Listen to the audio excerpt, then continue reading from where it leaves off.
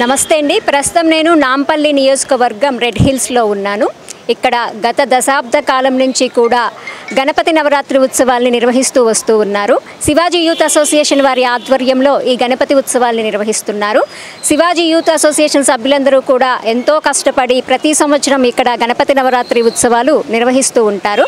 దానిలో భాగంగా అన్నదాన కార్యక్రమం కూడా ఉంటుంది. రేపు ఇక్కడ అన్నదాన కార్యక్రమం ఉంది. అన్నదాన కార్యక్రమానికి భక్తులందరూ కూడా రావాలని వాళ్ళు చెప్తూ ఉన్నారు. అన్నదాన కార్యక్రమం గురించి మనతో మాట్లాడటానికి భరత్ గారు ఉన్నారు. వారితో మాట్లాడదాం.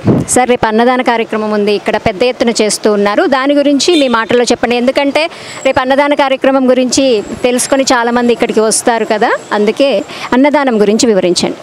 రేపు మా అసోసియేషన్ సైడ్ నుంచి అన్నదానం ఉంది. ఇది ఎవరు స్పాన్సర్ కాదు, మేమే ఓన్గా చేస్తుంటాము అని చాలా ఘనంగా చేస్తున్నాం. 7th డే కాబట్టి ట్యాంక్ బండ్కి వెళ్ళే ముందు, ట్యాంక్ బండ్కి ఇంటికి వెళ్ళే టైంలో అందరు ఇక్కడ ఆగి భోజనం చేసి వెళ్తారు. అందరూ వాళ్ళకి ఎలాంటి డిస్టర్బెన్స్ కాకుండా, రోడ్ పైన ఉన్న ట్రాఫిక్ ఎలాంటి ఇబ్బంది కాకుండా మేమందరం వాలంటీర్స్గా పనిచేస్తూ వాళ్ళందరూ తిని వెళ్ళాలని చెప్పి ప్రయత్నించి వాళ్ళందరికీ తినిపించే పంపిస్తాం. ఇక్కడ రోడ్ నుంచి ఎవరు వెళ్ళినా ప్రతి ఒక్కరు ఇక్కడ తినేసి వెళ్ళేలా ఏర్పాటు చేసుకుంటాం మేము.